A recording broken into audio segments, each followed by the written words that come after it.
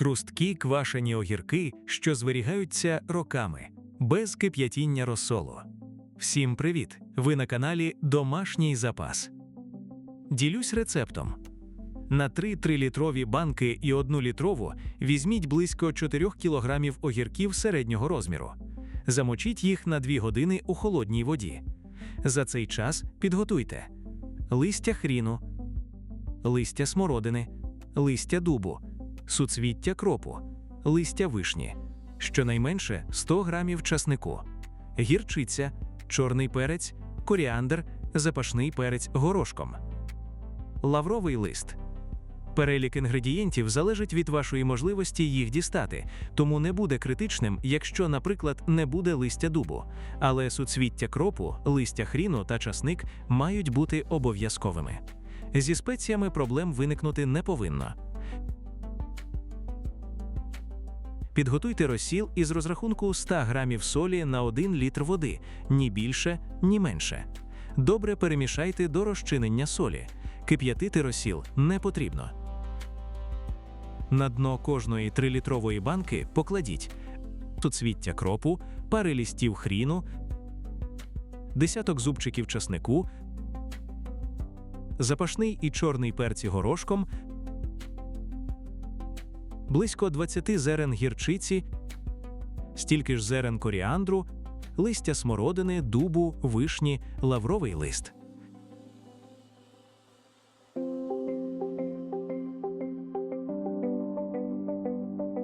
Щільно заповніть банки огірками.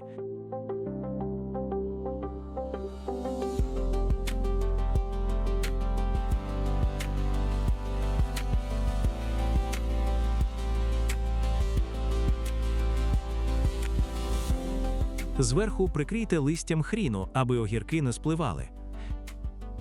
Наповніть банки під горловину підготовленим розсолом і закрийте пластиковою кришкою. Так заповніть кожну банку.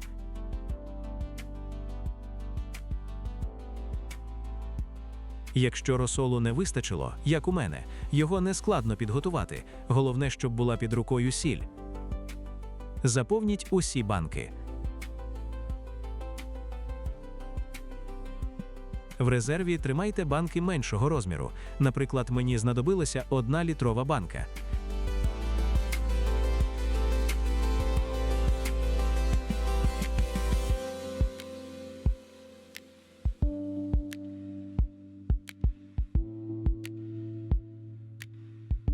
В результаті заповнив 3 трилітрові банки та 1-літрову.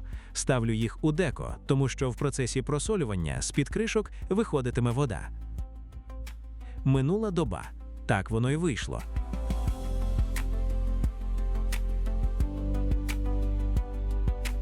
А це друга доба. Процес іде. Третя доба. На огірках утворився білий наліт. Так і має бути. П'ята доба. Розсіл став прозорим, реакції припинилися. Можна розпочинати наступний етап приготування. Відкрийте банку, злийте половину розсолу,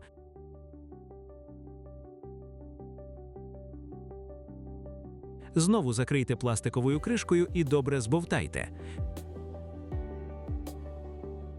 Потім вилийте з банки всю рідину.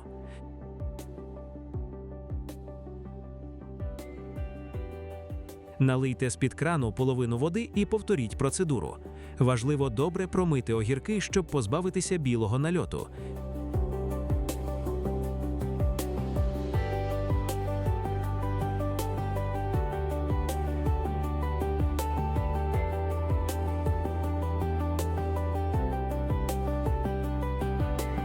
На останньому етапі промивати потрібно водою не з-під крану, а очищеною, покупною або яка пройшла добру очистку в домашніх умовах.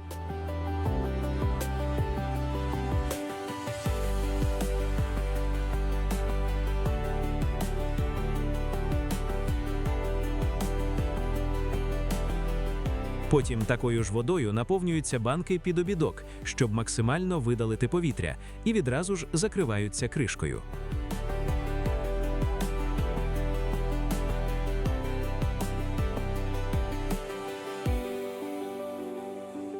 Сенс у тому, що коли скуштувати огірок на цьому етапі, то він уже вийшов хрустким, але трохи пересоленим. Коли банка наповнюється максимально чистою холодною водою, згодом огірки віддають сіль цій воді і стають малосольними, а солена вода і герметично закрита банка забезпечують їхнє тривале зберігання.